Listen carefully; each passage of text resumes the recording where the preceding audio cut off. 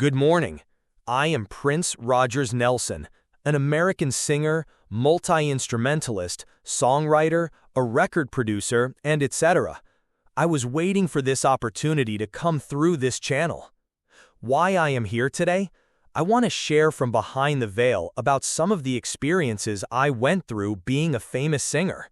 Yes, I was blessed for being so gifted and to be able to perform in front of thousands of people. I loved every minute of singing and creating my music. I was a total eccentric, and I always acted the way I wanted without thinking about the consequences. I invented my own music style, performance clothes for the stage, and I wrote my own music too. You can check my pictures on the internet, and you are going to say that I was too much. So I didn't care on how the crowd reacted to my stage styling.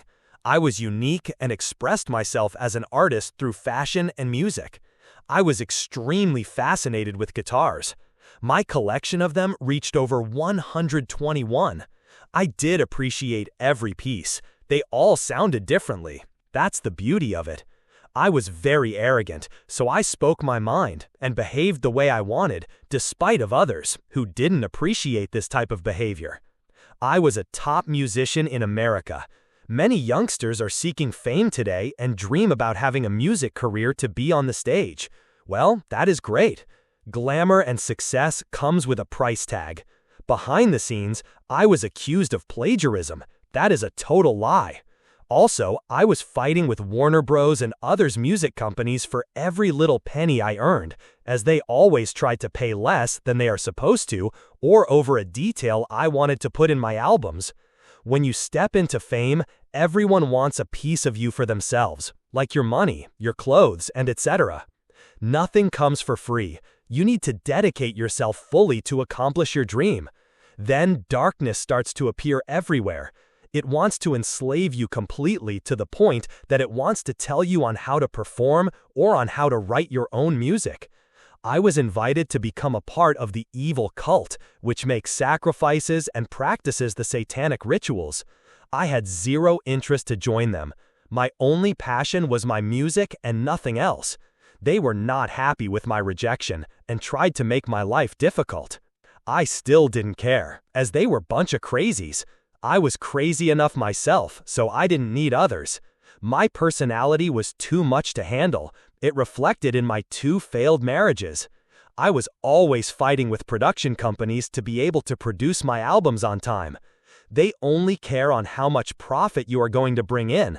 Basically, you are just a money-making machine and not a person for them. There is not much glamour behind the scenes. You can see corruption and dishonesty everywhere. This lifestyle led me to get addicted to opioids, as it was too difficult for me to handle my body aches from constant training and concerts. Drugs were helping me to cope with my life. I can tell you honestly, I was never interested in drugs and stayed away from them. Being a famous person, especially a musician, it's almost unavoidable of not becoming addicted to some kind of a drug because of the constant pressure you feel every day of being famous and a singer. A small group of dark ones control the whole planet. You can't escape from them if you are famous. I just want to let you know that darkness is going to vanish together with its minions from Earth. They are everywhere and serve evil by criticizing the truth and denying to admit to themselves maybe they are wrong about certain things. Personally, I never cared about on how people perceived me. Only my music mattered to me.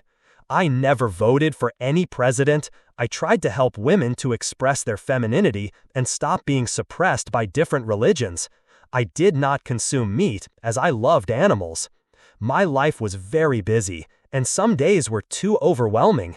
It led to my early departure only at 57 years old by an overdose. I was given incorrect amount of dosage, much more than my usual take. It was easy to get drugs. I want to remind everyone, never think that the grass is greener on the other side. I am grateful to be able to speak to everyone and be reminded that my music is still alive. It seems like I have been gone for a long time since my human death, but only 8 years have passed. You can connect to higher vibrations through my music. Thank you, Ambassador of Galactic Light Forces. I am sending my blessings. Stay safe, Prince. channeled by Erena Velazquez, ambassador of Galactic Light Forces.